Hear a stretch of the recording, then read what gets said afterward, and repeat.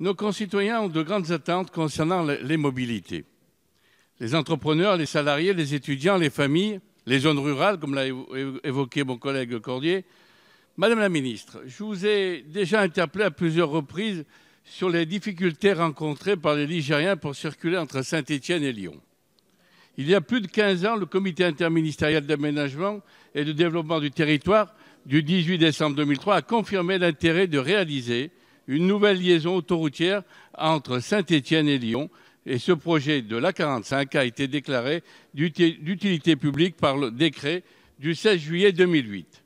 Le dossier a franchi toutes les étapes de procédure, preuve de sa solidité. Une consultation a été faite, un candidat a été retenu et l'autorité de régulation des activités ferroviaires et routières a émis un avis favorable sur le projet de concession en octobre 2016, de même que le Conseil d'État en juin 2017.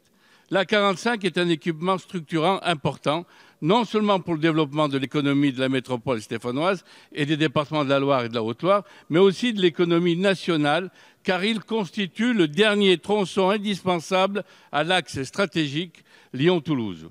Elle est aussi une réponse indispensable au caractère vétuste, inadaptée, hautement accidentogène, congestionnée et en partie soumise à des risques d'inondation et d'éboulement de l'A47 actuelle.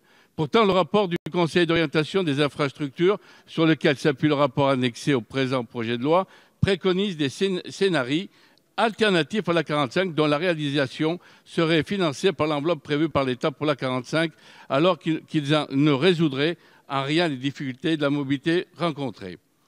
Avec le président de Saint-Étienne Métropole, le président du conseil départemental et moi-même pour la région, nous avons été reçus par monsieur le préfet de région et ensemble, nous avons évoqué les infrastructures routières et ferroviaires.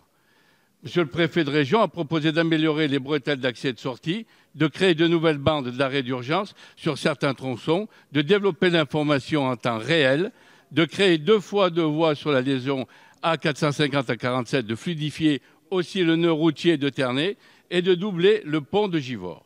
À l'issue de ces échanges, les élus de la Loire ont considéré que ces propositions d'amélioration sont acceptables en cas de réalisation de l'A45, mais demeurent insuffisantes si le gouvernement y renonçait. Pour cette raison, les élus ont demandé que le gouvernement prolonge la DUP qui se termine à l'été 2020 de 10 ans. Madame la ministre, je vous demande de maintenir le cap fixé initialement afin que cette autoroute, dont les habitants de la Loire et Haute-Loire ont tant besoin, voit enfin le jour. Madame la ministre, pardon, mais vous ne pouvez pas avoir de beaux discours sur la mobilité et en même temps bloquer un projet solide, très attendu et dont le financement est déjà budgétisé. Et merci de m'avoir écouté et surtout merci de me répondre.